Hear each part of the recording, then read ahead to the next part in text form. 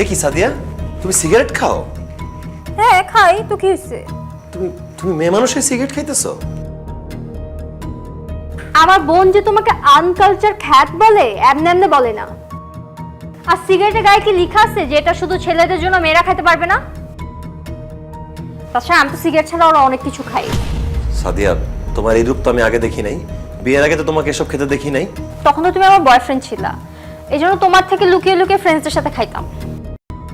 এখন তুমি আমার হাজবেন্ড, তোমার সামনে আমি যে কোনো কিছু খেতে পারি, যে কোনো কিছু করতে পারি। তাছাড়া হাজবেন্ড ওয়াইফের মধ্যে কোনো সিক্রেট থাকা দরকার আছে বলো? সাদিয়া, সিগারেট স্বাস্থ্যের জন্য ভালো না। তাছাড়া আমার মা এগুলো পছন্দ করে না। তুমি বিয়ের আগে খাইছো, এখন খাও না প্লিজ। 100 বার খাবো। আমি তোমাকে ছাড়তে পারবো, কিন্তু সিগারেট ছাড়তে পারবো না।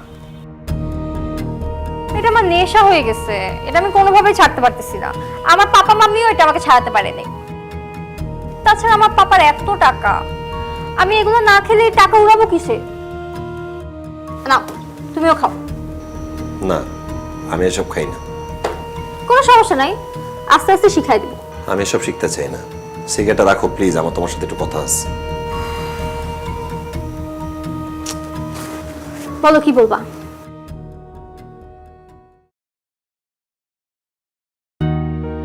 এই বালাগুলা আমার দাদি আমার মাকে দিছিল। আমার মায়ের খুব ইচ্ছা ছিল তোমাকে নিজের হাতে পরাই দিবে। তুমি তো চলে আসছো, তাই পারে নাই। আমাকে দিয়ে দিছে, বলছে তোমাকে পৌঁছায় দিতে। এখন থেকে তুমি এগুলো পরবা।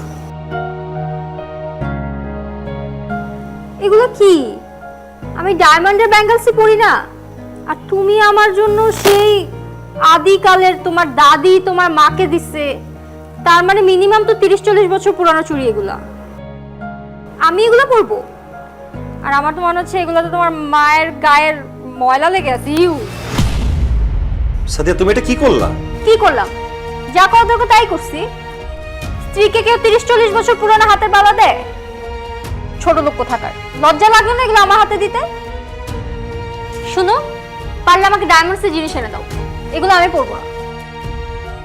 তুই ভাবলাম আজকে বিয়ের পর আমরা প্রথমে একসাথে থাকবো, অনেক রোম্যান্স করবো, কিন্তু তুমি আমার মুডটাই নষ্ট করে দিলা। যাও এখান থেকে।